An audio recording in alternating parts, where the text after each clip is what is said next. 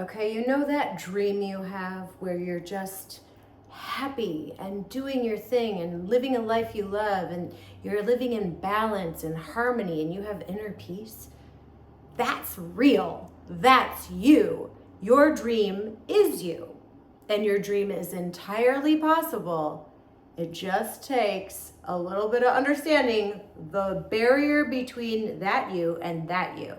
So the you that is yearning for that you, well, there's a little bit of a journey to get there. And that's the fun part about it. If we start going past the wall of doubt and limiting belief and fear, then we can actually take the steps to get there, obviously. But this is how it works, okay? So you have your sad face, your disempowered self. And this is the 3D. This is where you were taught to not follow your heart and that your dreams were too big or that you were too much or that you're wrong, you know?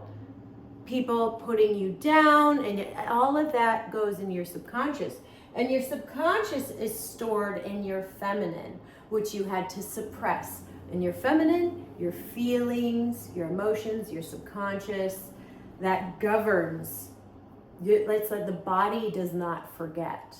So we can go through life and take on these limiting beliefs and take on criticism and doubt and fear and trauma and pain and shame and judgment from our conditioning, our codependent conditioning. That is the separation. This is all codependency. This is all sin, as they say. It's negative. It's against self. It's literally like the Antichrist, because you are Christ. We all are. Like, we are all humans made of God. And so what separates us from our divinity, our happy, loving, divine, powerful self that can speak up for the self, that is loving, that is wise, well, that's the journey of life, right? Because we are born into the 3D, which is masculine, and the 3D is just masculine awareness is what we have been taught. Like, there's one real God. And then the goddess and the feminine principle has literally been wiped off the planet and suppressed. Why? Because you keep people disempowered, and then they're controllable through fear. So this is all of the control and fear that you have absorbed throughout your life. And the way to get to here is to go through all of that. And if you are willing and you have the key to look at life as a learning experience rather than with fear, and keep approaching and keep moving forward and keep moving through these things, you have to believe and continue to believe in yourself. This is Thomas Anderson, and this is Neo. And here are the training grounds in between. And some people, you could call it karma, but it is all the negative stuff against self, the not love that you have experienced in your life. And that creates this identity, which is not happy because it's disempowered. It's not, you can't be your full self when you're conditioned to be a certain way, when you're conditioned to not follow your heart, when you're conditioned to not pretty much know love, especially self-love. We aren't taught those things, you know? And now we are, because it's the key. The key to get over here is looking at life as a place of learning, like a school of consciousness. And you have to be okay with, you have to literally be okay with processing this. This is the wall of emotions that you have suppressed, that are going in the background, these patterns and beliefs that are creating literally your narrative and how you see the world. So how you see the world is this. And when you go through this, this is how you see the world. You're the same person. You just don't have this negative lenses that you are not even literally aware of. So what happens is when you choose this and you believe enough in this, you walk through here, and the key is faith, having faith. having trust in yourself, having hope in God, in yourself, in the universe, in life, because it turns out they're all the same thing when you get to here. You realize you are love. And the only thing that was separating you from it was this: the trauma, the pain, the shame, blame, self-criticism. There are many things to go through, but what we have to remember going through this wall is to take a step back every time we encounter a trigger, because we will be triggered. And life is going to bring you through this anyways. The whole planet is moving into the 4D. This is 4D. It's feminine. It's where our hearts and our minds are coming together in a higher consciousness. And now everybody has the opportunity to realize that they are love and they are Christ consciousness and they are God, or whatever you want to call it. There's all the languages of the world, they all have their different words. But if you distill them just to energetic meaning, it all means the same thing.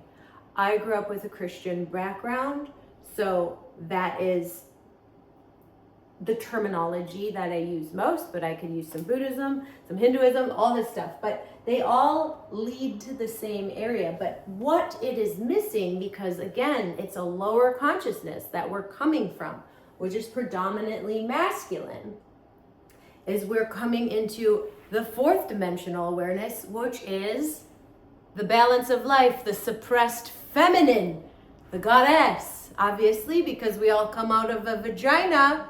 So the goddess, feminine, muy importante, like literally everything, okay? So important, because when you combine the feminine and the masculine and you integrate it into your body, you become wisdom. And wisdom is freedom. It's literally freedom. What you're aiming for is empowerment. You're aiming for unconditional love for self, forgiveness and acceptance. This is the realm of the 5D. They also call it heaven on earth.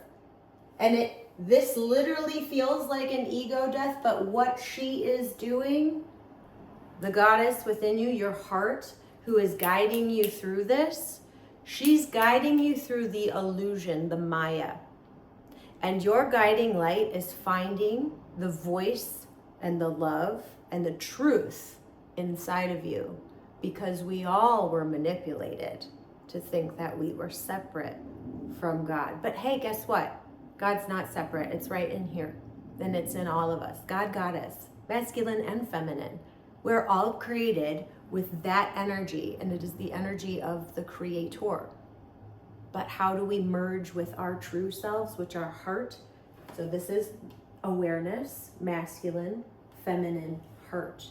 So we have to go through all of those subconscious patterns and programs which separate us from our heart, because that dream that you have comes from your heart. And the only way on that path is to follow your heart. And so this is called the hero's journey. And when you're on this side, that is when you're crowned, you know your divinity, you know your self-worth, you know that you are loved, you deserve love, you know your value, you know, because you are literally wisdom. The feminine is Sophia, the masculine is Theos. So Theos, Sophia, equals Christ child. Mother, father, child, right? It makes sense. But it's not outside of us. It's within us. So it is literally blending and merging and reprogramming, deprogramming, and letting go. Unconditional. This is unconditional love, forgiveness, and acceptance. It's looking at all your stuff and understanding yourself. That is all it is. There is no doctrine that can get there. There's no Bible that can tell you this process of knowing yourself. The Matrix cannot tell you who you are. It is an internal process, yin. So know thyself, Neo, and you will have this new belief in who you are, which is someone who is not this and angry and upset at the world and in fear. And it's like being in a box that you can't get out of. But this is the bridge. There's the key. I just gave you the key to the bridge. And this bridge is feeling your pain. It is feeling your pain and feeling all of these things. And it'll come. It rises within you. And it is triggered by experiences of life. And you just keep moving through it, being kind to yourself, saying okay, being kind, surrendering control, because this is control and this is freedom.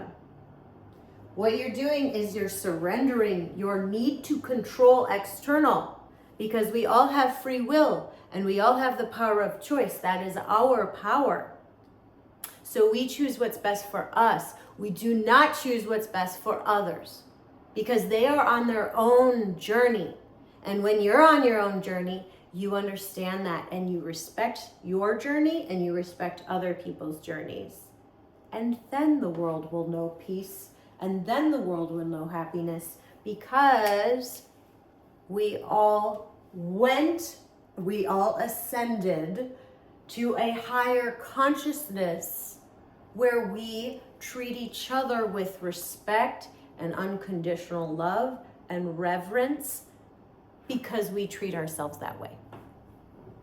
So the thing is once you're over here, this is how you resonate with people. You have emotional intelligence. This is you getting your emotional intelligence that has been suppressed, because we were not taught by a generation of emotional intelligence. But our true intelligence, our full intelligence, is emotional intelligence first. And then that unlocks our sacred mind. And our sacred mind knows what's best for us. Our sacred mind, it comes from here.